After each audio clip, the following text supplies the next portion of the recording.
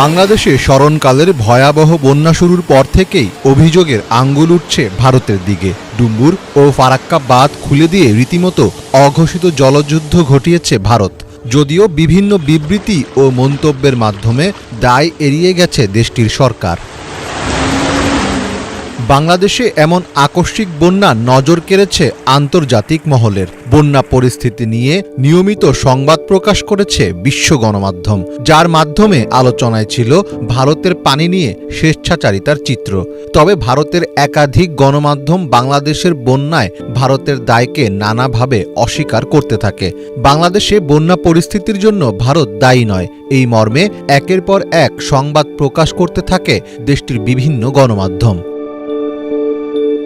কিন্তু এবার বাংলাদেশের বন্যার জন্য সরাসরি ভারতকেই দায়ী করল জাতিসংঘ। সম্প্রতি জাতিসংঘ মহাসচিবের মুখপাত্রের কার্যালয়ের নিয়মিত প্রেস ব্রিফিংয়ে উঠে আসে বাংলাদেশের বন্যা পরিস্থিতি। বিষয়টি বিশেষ গুরুত্ব পাওয়ায় প্রশ্নোত্তর পর্ব শুরুর আগেই বাংলাদেশের বন্যা নিয়ে মন্তব্য করা হয়। বিশ্বের বিভিন্ন বিষয়ের সঙ্গে বাংলাদেশের বন্যা পরিস্থিতি নিয়ে একটি সংক্ষিপ্ত বিবৃতি পড়ে শোনানো হয়।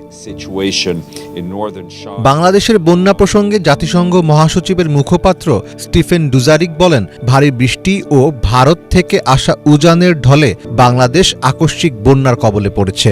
জাতিসংঘের দল দুর্গত এলাকায় আছে। তারা দুর্গত মানুষের মধ্যে পানি বিশুদ্ধকরণ ট্যাবলেট, স্বাস্থ্যবিধি বজায় রাখার কিট ও খাবার বিতরণ করছে।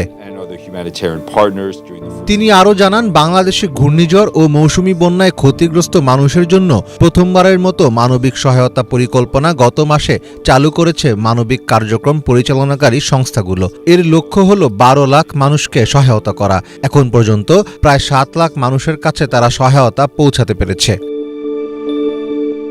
জাতিসংঘের এমন বিবৃতির পর গলার স্বর কিছুটা নামিয়েছে ভারত সরকার। দেশটির পররাষ্ট্র মন্ত্রণালয় বলছে, ফারাক্কা ব্যারেজের গেট খুলে দেওয়া নিয়ে ভুল বোঝাবুঝি সৃষ্টি হয়েছে। পররাষ্ট্র মন্ত্রণালয়ের মুখপাত্র রণধীর জয়সওয়াল এক বিবৃতিতে বলেন, আমরা ফারাক্কা বাঁধের গেট খোলার বিষয়ে গণমাধ্যমের প্রতিবেদন দেখেছি।